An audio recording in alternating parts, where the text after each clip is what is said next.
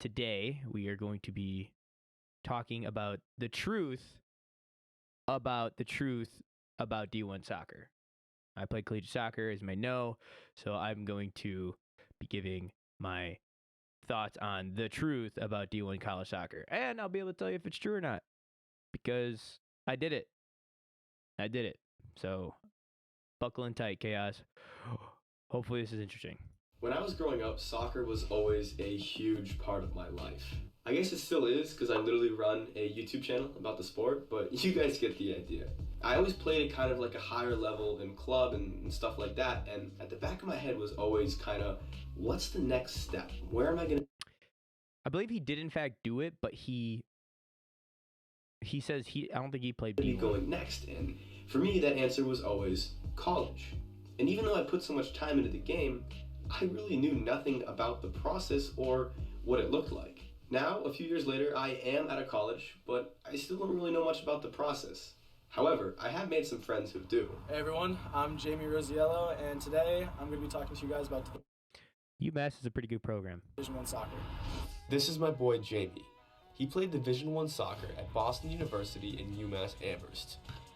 Today, I'll be asking him about the highs, the lows, and everything in between. This is the real truth about college soccer. All right. The real truth about college soccer. We'll find out. I'll let you guys know. All right, so our first question is, what's the difference between college soccer and high school? And then kind of adding on to that, the difference between D1, D2, and then D3. Okay. So for reference, I haven't watched this before, but when you get into a Division I program, the first thing that you're going to do, or any collegiate program, is you're going to sit through hours of meetings about everything, about compliance, about how the other programs do it, and you do it almost on a yearly basis. Like, we had the same meetings every year because we had freshmen, so the freshmen went, and the coaches are like, if the freshmen are going, you're all going, type thing. So we'll see how much information he retained and whatnot, and if anything changed. This is in 2019. I graduated in 2017, but nothing changed in those 2 years. So we go on. There's actually a very, very big difference between high school soccer and college soccer. Facts. That's true. I'll let him elaborate a little bit more. College soccer is including not just American kids who are playing soccer growing up. It includes people from overseas, people who played in actual semi-professional and professional clubs, and also kids who went to prep schools for soccer. And so college soccer is like an accumulation of all of these very talented kids. So the level of college soccer is significantly higher than high school soccer here in America. Like, how many high school kids were on your BU team? My BU team, my specific freshman class that I came in with, there were 8 or 9 of us. Either 4 or 5 were from abroad, from Europe, 1 from Africa, and then the rest were from here in America. And out of the kids from America, none of them played high school soccer. It was all academy. Okay, so it's actually funny because we had 8 incoming freshmen. All 2 were abroad, like from overseas. 1 played high school soccer. That was it. So you can see we're pretty similar in that aspect.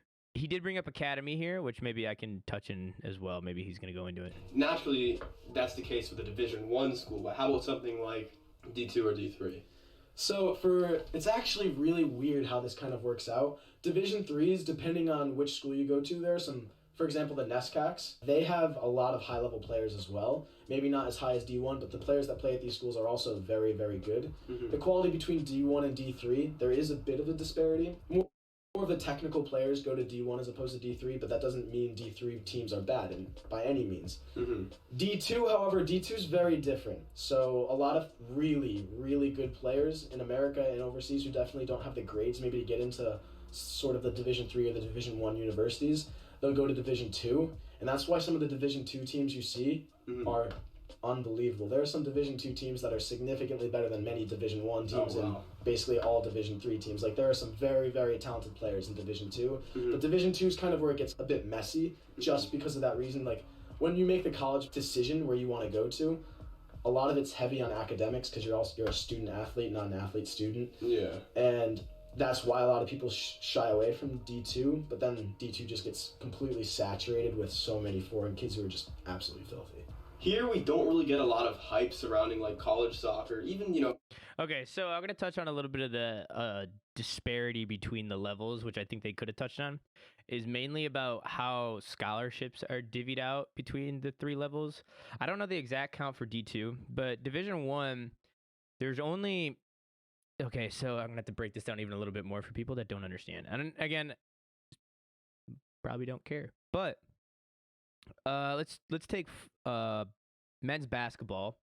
And I'll compare it to men's soccer. Okay, so men's basketball is considered a head count sport.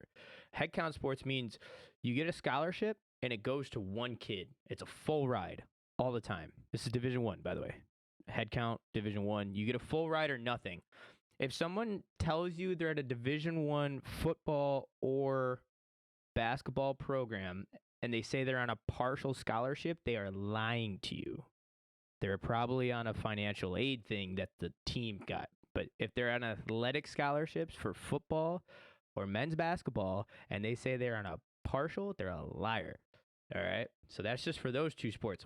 Females, they have a couple head count sports. I know women's basketball, I believe volleyball, and I think there's a couple other ones. But men's soccer and baseball, for example, do something a little bit differently. We can split up our scholarships because we have to, because we don't get jack shit compared to the rest of the programs. Okay, comparison. The average men's soccer team has about 25 to 30 players on it. All right. The average men's basketball team has 18. Men's basketball has 15 full rides, I believe. Something like that. Like, absurd number, right? Men's soccer, you think that's perfect number for basketball. It's like, okay, so I have 15. I have some of my seniors. I have some bench players. I got some freshmen coming in. You know, that's kind of perfect, right? It's like, that makes sense. 15. Yeah, good idea, NCAA. And then they get the soccer and they say, you guys get 10 to split amongst 20, 30 guys. Thanks, NCAA. Now, obviously, this is because of money that we draw in, right? But it's brutal. So, what I bring back to that, Division 1 has scholarships. Division 2 has scholarships, athletic. Division 3 does not have athletic scholarships. When you said there's like really good kids that go to Division 3, it's because they are really good, but they're super smart usually, and they get in with financial aid like that usually. He also didn't touch on another type of college called NAIA. NAIA does not compete in the NCAA, so they don't follow the same rules. NAIA can get literal pro players on their college teams, so that's why a lot of those schools are actually kind of filthy as well. Because if you are a pro at any sort of pro, you are disqualified NCAA. So, all right, we go on. Top level, I mean, I'm sure you know. Can you give like a little bit of an explanation about the difference between the MLS, a professional league, and college soccer? I'm going to give my 2 cents in right here. Very little. From Americans. The American difference between MLS and college, very little. It's the same damn league, if you look at it. Defending is shocking. Too good for the pros? It's not too good for the pros. They don't pay enough at Division 2.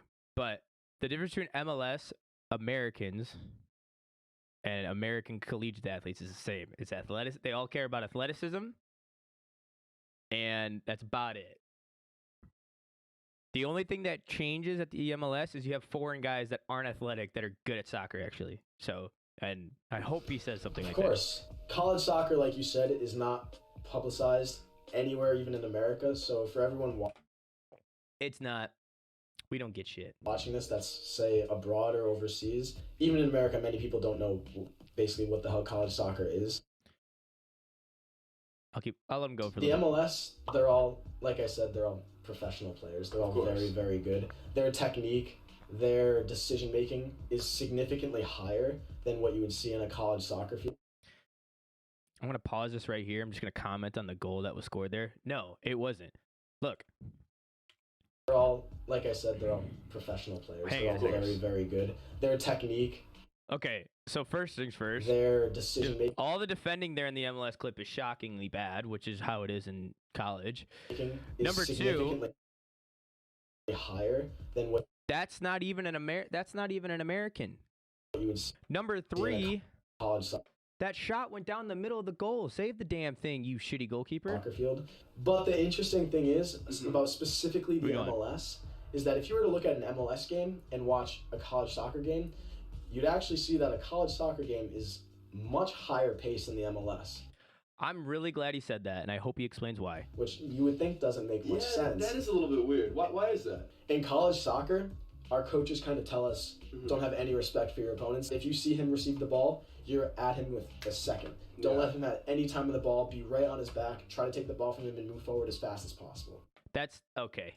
I'm hope he elaborates. Have you ever found that to like kind of bite a team in the ass when their coach tells you not, just to run in on a guy and then he might be just incredibly skilled or anything like that? Specifically UMass, the time I played on UMass, we're a very, very high pressing team. Our outside mids, which is what I played for UMass, would have to press the outside backs so they ever receive the ball from the center back. And our goal was to be there as fast as possible with our outside back right behind us. Yeah. And I remember just doing it sometimes, and I'd be sprinting at the guy, and the guy would just simply see me running at him, and it would just, if the defender was good, he would literally just take a nice easy touch in and right by me. Okay. And it was so painful because then you just sprinted there and you're like, oh, now I have to sprint. But it's what you have to do too, though, right? It's like you have to do what the coaches want. Okay, so this is not the same for every program. Okay, he's missing out a key point of why coaches we do these insane pressing and stuff like that, and it's because of the substitution rules in college soccer. In the pro soccer game, you only get 3 subs per game. 3. I don't know how 3 if you're German, right? 3. You get 3 subs for 90 minutes. In college soccer, you can get it's not, I wouldn't say unlimited.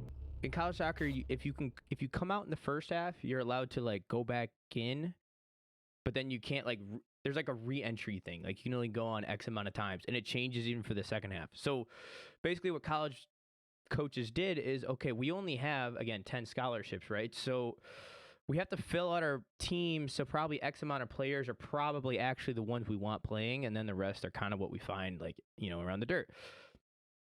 What you could do with that is you can do these high press offenses because you don't need to have really technical kids to do it. Like you said, you could just run at people, and then if that guy gets tired, you just sub him off, and you put a kid that's better in that can last a little bit longer.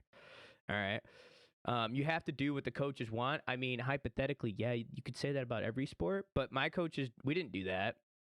We changed game plans depending on who we played. Like if we knew their defenders were shockingly bad, then yeah, you press them, right? But if you're playing, again, UMass was like a decent club, like a decent team and stuff like that. They're always like top, 50, potentially top 75 program. But if you're playing like a top 15, top 20, you do not want to play the way they're saying. Like you said, if you play anyone good, they're just going to run right by you. But yeah, they should have mentioned that. The main reason is that high intensity is because there's so many more substitutions going on. Kids are allowed to sprint a lot longer. Whereas in a pro game, if you were going to sprint that much, you're going to be dead within 20 minutes. Then there's no sub for you until at least the second half, unless you're playing really bad. So I think you missed that point. You have to do what the coaches want. I don't know if that's really a truth. It's just different. You're kind of interchangeable. You don't have any media surrounding you. No one in the media knows your name. Yeah. So no one's kind of rooting for you to play. If the coach doesn't think you're doing the job you need to do, you're not going to play. And there's nothing really you can do about that. So you have to make sure if coach says to... That's kind of like college athletics in a nutshell, right? Like... But yeah, we do something, you do it. All right, so one of the questions that my viewers asked most often was obviously about the recruitment process. Ooh, this should be fun because no one gets this shit. And that's kind of one thing I'm interested about too. Can you kind of speak to your recruitment process and then like a little bit about what it's like kind of on a greater scale just around the country? Yeah, definitely. I'm going to sum it up before they do. It's dog shit. All right, we go on. So for me personally... playing on the high-level clubs like Oakwood in the U.S. Developmental Academy and Western United, which was in the NPL, I believe, at the time. A lot of college coaches, specifically... Never heard of those clubs. ...in the area in which that team plays here in America, go to those games, and because they know that the best players play on those teams in that specific area. And traditionally in college soccer, unless you really want to get away from your hometown, Most kids who play a sport tend to play at a college close to their hometown, unless you're very, very good and go to like the best team in the country, which is far away. Mm-hmm. But predominantly, that's kind of how it is. Many people think you need a highlight video. A highlight video. All right, I'm going to pause there because he makes a good point. Okay, so this is a testament to the college recruiting process. When it comes to, like he said, a lot of good players tend to stick around their hometowns. The best players are the ones that go across the country, right? I would say it's more regionally based, and it's mainly because of this. All right. Traveling for soccer is expensive. Going to these camps are expensive. All right. So if you're incredibly good, but you don't have a lot of money, you can't go all the way over there for someone to see you. College coaches and college teams just don't have the budgets to be sending people across the country to go look at one kid. Okay.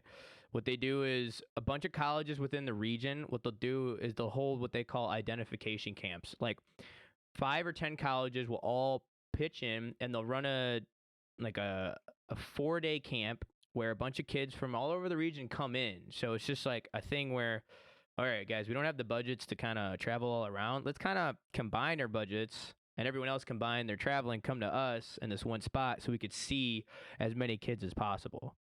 All right. But again, that's so regionally based. You know, the only chance of you getting out of region, the farthest offer I got collegiate. One, I didn't look that long. I made my decision pretty quick. But 2, the farthest thing I got was Ohio.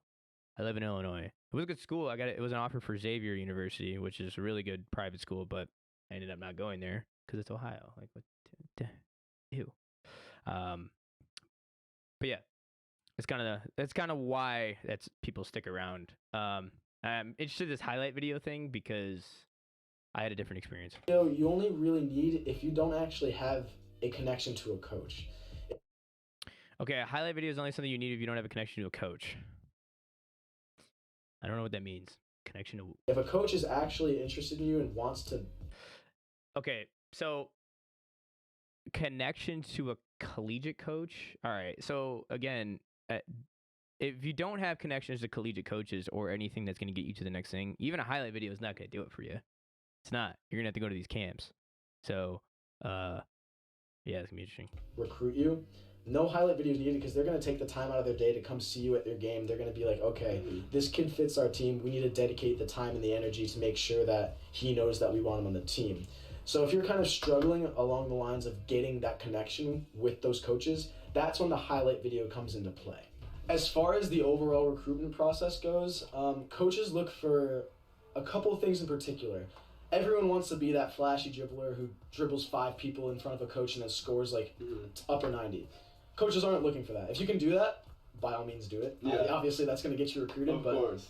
99% of people can't do that. So when you're playing in front of a coach and a coach is at your game or you're just at a college showcase or anything for that matter, the things you should really focus on are just being smart on the ball. You shouldn't be dribbling every single time you get the ball because if a coach sees that, they'll be like, okay, that's not going to fit in my team. I want a kid who actually can play it a part to a greater team. So like a part of a whole. Yeah. And on top of that, you want to be able to pass the ball very, very well. Hang on. I'll let him finish. Finally, another big thing that people kind of don't take into consideration when they're doing the whole college recruitment process, obviously everything you do on the field is 90% of the battle. Coaches want a good player, but they also want a good person too. So if you're not responding to emails and you're not getting back to the coaches when they email you first and you're not being an overall good person when it comes to it, they're going to think, okay, I have 90 kids in my emails right now who are just as good as him, who really want to be on the team, emailing me back right away. So make sure you're able to balance the actual off-the-field stuff too. There's a great point at the end. I guess the easiest example of this, you could see this a lot in pros, right? I'm going to just use this as a football example. It has nothing to do with political. I'm just talking about an example. Let's take Colin Kaepernick, for example, all right? It's no different than that situation. No one wants to deal with the off-field antics if you're not the greatest player in your position. You know what I mean? The better you are, the more shit you can get away with. And the reality was Colin Kaepernick was a very average quarterback, and he was very brought a lot of negative energy to clubs for good or bad reasons. I'm not talking about the reasons. I'm just saying that the PR surrounding a lot of people does not fit their talent. There's a lot of you could check. There's so many athletes like that. We're like, wow, that guy's actually insane, like insanely good when he's not drunk all the time, or if he's not always partying and he's exhausted, right? It's like, oh yeah, okay. Well, I mean, if he did it at the games, no one would say anything, right? But if he didn't show up for you know what I mean? So his point there, in terms of the overall process, I don't think he actually touched into detail exactly like the process of recruiting, like what I said, which was those like identification camps and what coaches look for in players. He talked about like general knowledge and people that can pass the ball. The reality is it's sort of like everyone's a piece in the puzzle. So you know how he said they're not looking for someone who can dribble 5 kids and score. You know what? There could be a college like, dude, we need someone that can just dribble people. Like, we're gonna go try to find one, and maybe we just go find a local park. If he's good at dribbling, I could teach him how to play soccer correctly. But or they're gonna go look for hey, look, dude, we need a kid that can just run like 1,000,000 miles per hour. We could teach him soccer. Let's go find him that run. They're gonna go do that. That's the reality of it. We had kids on our team that came in and we were like, dude, I don't know if you're gonna make it. You're probably gonna get cut. But they realized that they were fast and they had a good work ethic, and they're like, okay, we could turn that into something. Like a lot of colleges are like this. So, yeah. So the off the field thing, spot on. The overall process, I give it a meh. You know what I mean? And how about on the field body language too? Behavior on the field. The UMass coach in particular has this thing called flapping. Say you're in a very, very, very intense game and one of your teammates, say, loses the ball and misses a pass or doesn't pass you on a specific play. Mm-hmm. He calls it flapping because if you go like this and then throw your arms up and down in the air, coaches read that body language. They're like, okay, if this kid is doing that after a play like that, he's going to be probably not someone we want in our team because that negativity can bring down team chemistry and stuff. Again, there's a limit, right? Like if the kid flaps his arm but then sprints 70 yards back in defense for him, like, hey, you know what? We're like, hey, man, maybe not do that. But at the end of the day, you know what I mean? Like there's a ground. So make sure that you're just always thinking and there's a common ground. Have the thought in your mind, someone could be watching me right now. And that's kind of how you have to approach that whole situation. How do you know what college is right for you as a player? Ooh, good question. And what kind of goes into your decision when committing to a school? That's definitely one of the most asked questions, like when it comes to this whole process. Personally, just from what I've learned from speaking with people and going through the process myself, like the main things you should really take into consideration are the school is right for you, meaning that it has the academics you want to do, it has the way of life and the social life that you really like, and everything about the school itself, you're happy there. That's key. Second is play this scenario out in your head. Say you're the star player of this team, but all of a sudden you get a nasty injury and you can never play ever again. Probably the situation your mom always told you as a kid. If you never could play soccer at this school, would you still want to be there? That's very important. Nail on the head, truth about D1 soccer. How you choose to correct at the college for you. Yes, that is the perfect answer for anyone who ends up seeing this. If you were to break your leg, does the school check your boxes? All right, and the boxes are, like he said, it's the academics and he said like the social life. Basically, that means like what kind of area does it live in? If you're a kid that is more like small town and you're not really into mega parties and stuff like that, there's colleges like that. They're in small kind of towns and like maybe they're more a house party, but you're not really going to clubs. If you're more of like a club person in the city, maybe you got to find a college near a big city. All right. So and then that's how I choose it. Actually, this is very similar how I chose my university. So my university in no way, shape, or form was the best in the world at anything, but what it offered was a lot of things. One, like you said, going through choosing one was first the coaches. Okay. So I don't think he touched on it, but a really important thing is the coaches and what they see in you. If a coach is kind of like recruiting you and it's just like, yeah, I mean, you'll start with us. You know, you'll probably redshirt and stuff like that. That's not really enough. If a coach is like, yeah, man, like, you know, I see you within like a year, you're going to be kind of like the future goalkeeper for the program and stuff like that. I could see you possibly breaking some records if we can do this and it help mold you. Like, obviously, there's some bullshit in there potentially, but this is kind of the stuff they told me. And I'm like, hey, kind of ate that shit up. Then I went to visit the campus. Wait, this campus is like super gorgeous. Like, if I showed you pictures of my campus, like in the fall and stuff like that, I was like, oh, God damn, dude, it was like serene, you know? And then it was like, okay, what about the academics? I'm like, oh, wait, for a state school, this thing is pretty highly regarded in business and like engineering. I'm like, at the time, I was like, I want to do like computer science and maybe some business classes. I'm like, hey, check both those boxes. And then here's the icing on the cake. If I wanted to go to a city to party, St. Louis was 20-minute drive. I was like, hell yeah. So I was like, all the boxes. I got the small town college feel with those type of parties. And if I wanted to go to the club, it was a 20-minute Uber. And I had a good team, good coaches, good academics. So I was like, win for me. To know. Yeah. Then finally, when it comes to specifically just soccer, make sure if you're going to this school that you're wanted at the school from the program. Look, I literally haven't watched this video. I'm just saying. I don't know. What's your name again? Is your name Jacob? Fist bump, Jacob. If the coach is actually invested in you, he wants you to be there, and he wants your talents on the field for playing for him, then you're going to have a much better experience at that school than, say, walking onto a school where the coach had no idea who you were and is going to try to play all the players he recruited over you. So if you can take those three things into consideration when your school choice, that will be what gets you the best result for like the whole entire decision process. And unfortunately, that was all the time I had with Jamie, but I think we got some really good answers to some really important questions. And I feel like if I was still in high school, I would have loved to know the answers to some of those things, because sometimes you really have to go through the system in order to actually understand, kind of how it works. Anyway, if you guys enjoyed the video, make sure. All right. So, Luke Gurr, decent video.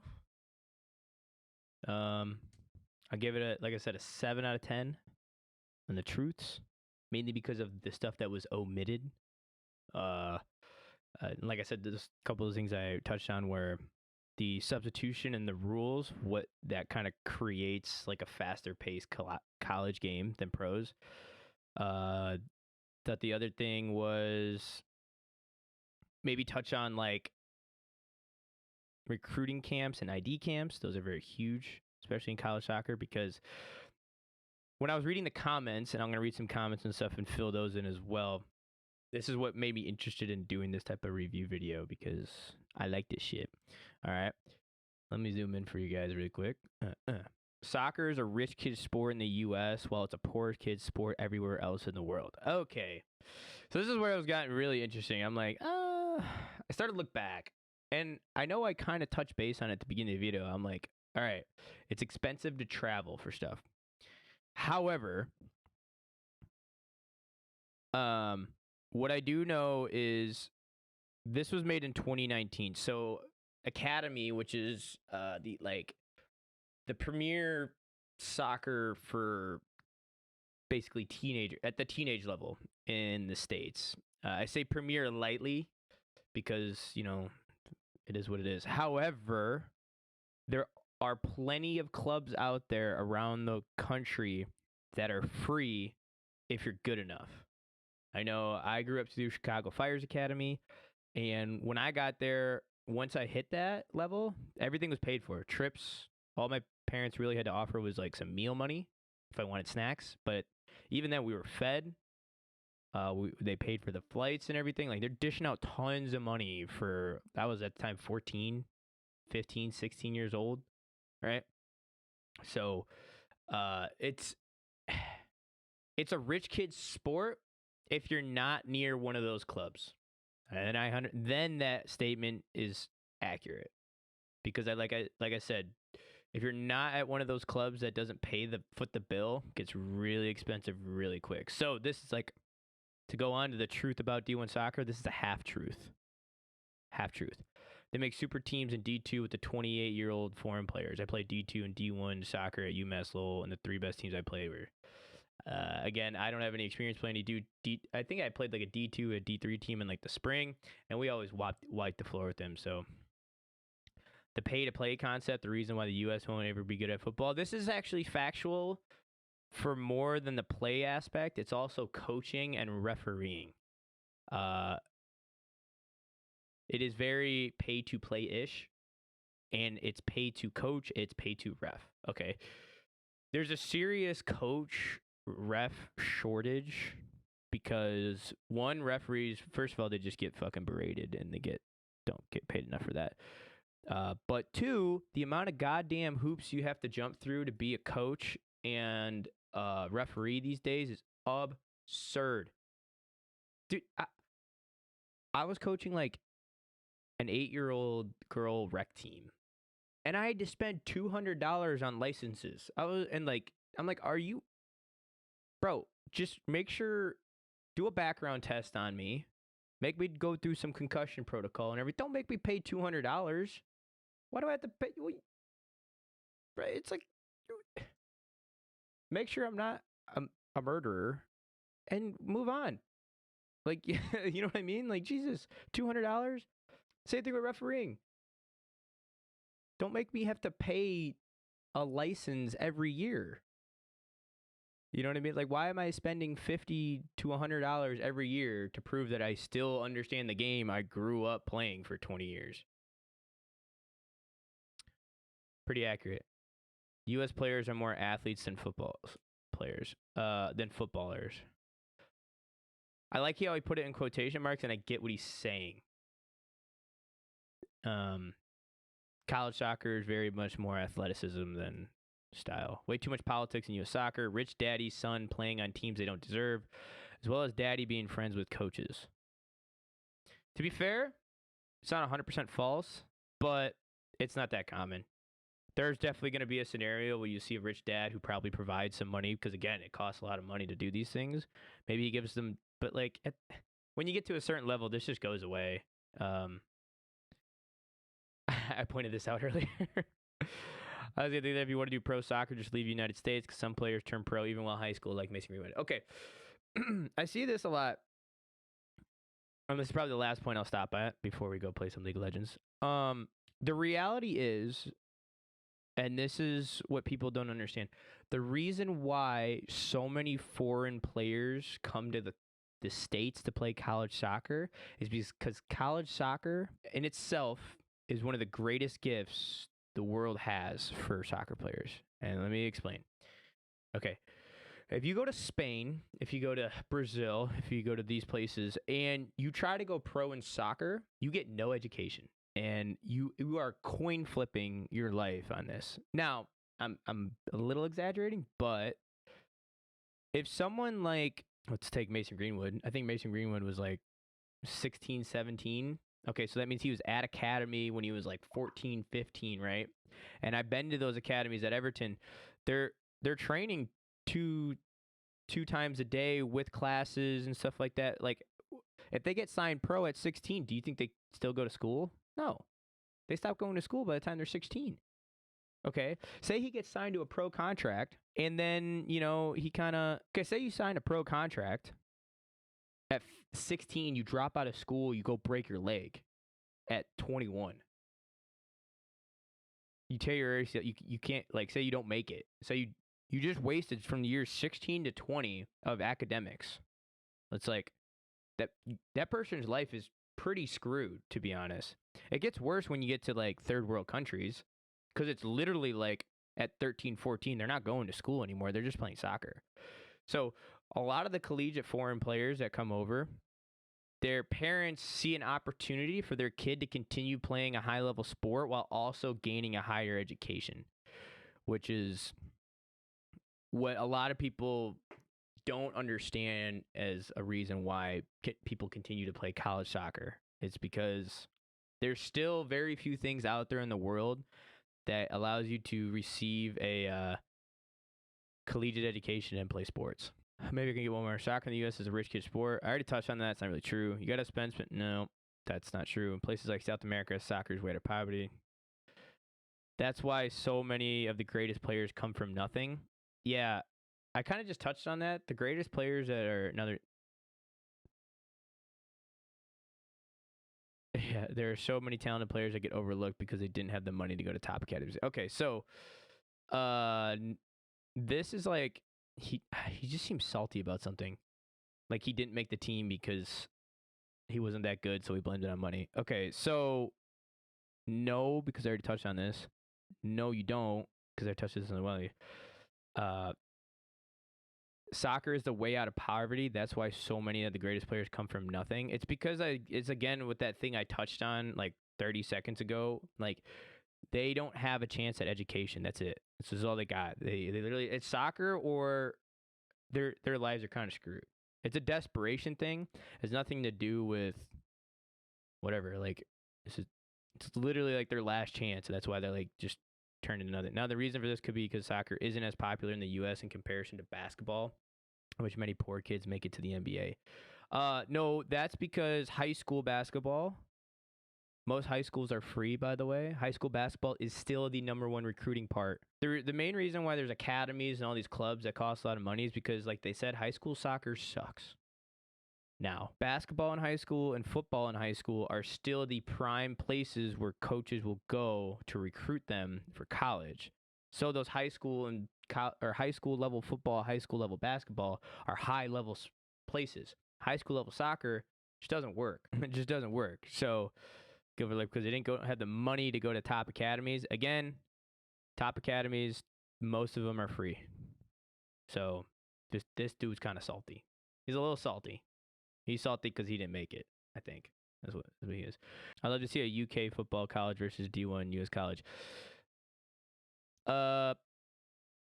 In fact, a lot of collegiate soccer programs are probably pretty good compared to the average low-tier UK football team. The low-tier football, like aka the low-tier British soccer players, aren't very good either. They're not. That's why US soccer... See, you can tell these are kind of like... These are salty comments. All the universities and academies are full of rich prep kids. It's just not true. I played with, like, so many kids that were less privileged than I was growing up and that got, like, better university offers and stuff like that because they deserved it. Like, the top academies, there's not rich kids on there. There's just good soccer players. Because, like I said, a lot of the top academies out there are free. So why would they care about money? You know what I mean? So this is like, again, it seems like another ill-informed kid who probably played at club and doesn't really know what's going on. No. Also, no. It's hard to explain. Soccer in Europe. Again, I touched on this a little bit. It's fun. It's a funny quip, but I already explained why that's stupid. Alexi Lalas, first of all, don't ever ask this guy's question. He's so out of touch with reality. But he says, was asked a couple of years ago, with the amount of people in the U.S., why haven't we been able to produce a Ronaldo or Messi? I believe we've had too many kids with their capabilities fall through the cracks because we don't know how to develop them. This is 100% false. The reality is the Ronaldos and the Messis in the United States, those freakishly talented people at whatever they do, aren't born into soccer families. They're not. You know what they're born into in the United States? They're born into American football, basketball, and baseball families. Like, could you imagine, like, if LeBron James was born into a soccer family and he became an insane, like, he would be a Ronaldo. You know what I mean? Like, it's because the majority of our best athletes go to other sports and other families. It has nothing to do with developing them. You know what I mean? There's nothing to really do about developing, because at the end of the day, we never even got a chance to develop them because they picked a different sport. You know, a lot of coaches are tactically clueless. Interesting. Yeah, I'll leave it at that. USA. No, it was a good video. Overall, good video. You could have touched on a little bit more points, elaborated on some others, and stuff like that. Overall, I think 7 out of 10 on the truth. And that's the truth about D1 soccer.